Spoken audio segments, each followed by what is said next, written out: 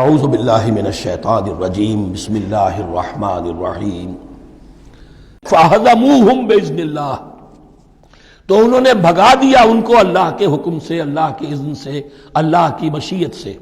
وَقَتَلَ داود جالوتا اور قتل کیا جالوت کو داود نے۔ یہ داود جو ہے تورات سے معلوم ہوتا گڈریے تھے، جنگلوں میں رہتے تھے اپنی بھیڑیں بکریاں لے کر، اور ان کے پاس ایک گوپیا ہوتا تھا، اس گوپیے کے اندر پتھر رکھ کر اس کو گھما کر وہ مارتے تھے، لیکن نشانہ اتنا صحیح تھا کہ اس سے وہ کہتے تھے کہ میں شیروں کے جبڑے توڑ دیتا ہوں۔ جب کبھی شیر آتے ہیں میرے بھیڑوں بکریوں کے گلوں پر حملے کے لیے، تو جب وہ آ گئے اتفاق سے، جب لشکر آمنے سامنے تھے، ادھر جالوت للکار رہا ہے کوئی میرے مقابلے میں، ادھر سب کے سب سہمے کھڑے ہیں، کوئی آگے نہیں نکل رہا، تو حضرت طالوت آئے، یہ حضرت داود آ گئے اتفاقاً۔ کہا معلوم ہوا کیا سچویشن ہے، یہ ہے کہ اچھا ٹھیک ہے، میں اس غیر مختون کا میں معاملہ کرتا ہوں، اس لیے کہ یہ ان کے یہاں سب سے بڑی گالی تھی۔ حضرت ابراہیم کی ملت میں ہے ختنہ، اور یہ جو کفار اور مشرک تھے ان کے ہاں ختنہ نہیں تھی، تو نامختون ہونا ان کے ہاں یہ سب سے بڑی گالی تھی۔ اس نامختون کا پھر جو ہے میں اس کو کیفر کردار تک پہنچاؤں گا، میرے پاس یہ گوپیا ہے اور میں تو شیروں کے جبڑے توڑ دیا کرتا ہوں۔ انہوں نے پھر وہ پتھر رکھ کر اور گھمایا ہے، اور سیدھا وہ آنکھ کے سوراخ سے اس کے بھیجے کے اندر اتر گیا، اور اس طریقے سے قتل داود و جالوتا، داود نے جالوت کو قتل کیا، اور اللہ تعالیٰ نے پھر ان کو جو براتی بتا کیے، وَآتَاهُ اللَّهُ الْمُلْكَ وَالْحِكْمَةَ وَعَلَّمَهُ مِمَّا يَشَاءُ۔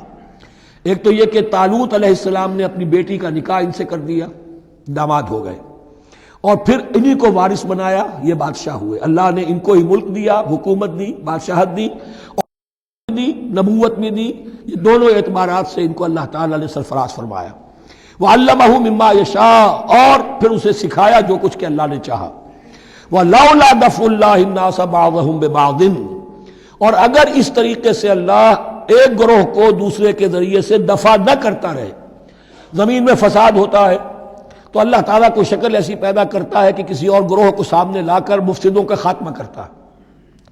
اگر ایسا نہ ہوتا، وَلَوْلَا دَفْعُ اللَّهِ النَّاسَ بَعْضَهُمْ بِبَعْضٍ لَفَسَدَتِ الْأَرْضُ، تو زمین میں فساد ہی فساد پھیل گیا ہوتا۔ اللہ تعالیٰ نے ان جنگوں کے ذریعے سے ہر بڑا فرعون جو آتا، ہر فرعون موسیٰ، اللہ تعالیٰ نے کوئی نہ کوئی اس کے لیے علاج تجویز کیا ہوا ہے۔ وَلَوْلَا دَفْعُ اللَّهِ النَّاسَ بَعْضَهُمْ بِبَعْضٍ لفسدت الارض ولكن اللہ ذو فضل علی العالمین، لیکن اللہ تعالیٰ تو تمام جہانوں پر بڑا فضل کرنے والا ہے۔ تلک آیات اللہ نتلوها علیک بالحق، یہ اللہ کی آیات ہیں جو ہم پڑھ کر آپ کو سنا رہے ہیں حق کے ساتھ۔ یہ قول گویا کہ حضرت جبرائیل کی طرف منسوب ہوگا، یہ اللہ کی آیات ہیں اے مسلمانوں، اے محمد صلی اللہ علیہ وسلم، جو ہم آپ کو سنا رہے ہیں حق کے ساتھ۔ وَإِنَّكَ لَمِنَ الْمُرْسَلِينَ، اور یقیناً اے محمد صلی اللہ علیہ وسلم آپ رسولوں میں سے ہیں۔ تِلْكَ الرُّسُلُ فَضَّلْنَا بَعْضَهُمْ عَلَى بَعْضٍ، ایک بہت اہم قانون بیان ہو رہا ہے، ان رسولوں میں سے ہم نے بعض کو بعض پر فضیلت دی ہے۔ یہ میں پہلے بیان کر چکا ہوں کل، تفریق بین الرسل کفر ہے، تفضیل یہ قرآن سے ثابت ہے، کوئی افضل ہے اور کوئی مفضول ہے، کسی کو کسی اعتبار سے فضیلت ہے، کسی کو کسی اور اعتبار سے فضیلت، جزوی فضیلت ہے، مختلف لوگوں کی ہو سکتی ہے، کلی فضیلت تمام انبیاء اور رسول پر محمد الرسول اللہ کو حاصل ہے۔ تلک الرسل فضلنا بعضهم علی بعض منهم من کلم اللہ، ان میں سے وہ بھی تھے جن سے اللہ نے کلام فرمایا، حضرت موسیٰ علیہ السلام۔ ورفع بعضهم درجات، اور بعضوں کے اور کسی اعتبار سے درجات بڑھا دیے۔ وآتینا عیسیٰ ابن مریم، اور ہم نے عیسیٰ ابن مریم کو البینات، بڑے کھلے معجزے دیے۔ وأیدناہ بروح القدس، اور ان کی مدد فرمائی حضرت جبرائیل کے ساتھ۔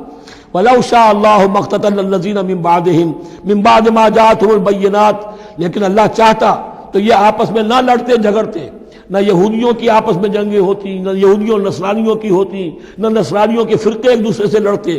وَلَوْ شَاءَ اللَّهُ مَا اقْتَتَلَ الَّذِينَ مِن بَعْدِهِمْ مِن بَعْدِ مَا جَاءَتْهُمُ الْبَيِّنَاتُ، اس کے بعد کہ ان کے پاس واضح تعلیمات آ چکی تھیں۔ وَلَٰكِنِ اخْتَلَفُوا، لیکن انہوں نے اختلاف کیا۔ فَمِنْهُمْ مَنْ آمَنَ وَمِنْهُمْ مَنْ كَفَرَ، ان میں وہ بھی ہیں جو ایمان لے آئیں گے اور ان میں وہ بھی ہیں جو کفر پر اڑ گئے ہیں۔ وَلَوْ شَاءَ اللَّهُ مَا اقْتَتَلُوا، اگر اللہ چاہتا ان پر لازم کر دیتا، یعنی جبراً تکوینی طور پر، تو اختلاف نہ کرتے، جھگڑتے نہ۔ ولیکن اللہ یفعل ما یرید، لیکن اللہ تو کرتا ہے جو چاہتا ہے۔ اللہ نے جو دنیا کو اس حکمت پر بنایا ہے کہ یہ دنیا کی زندگی آزمائش ہے، آزمائش کے لیے آزادی دی ہے، تو جو شخص غلط راستے پر جانا چاہے اسے آزادی ہے، جو صحیح راستے پر آنا چاہے اسے آزادی ہے۔ صدق اللہ العظیم۔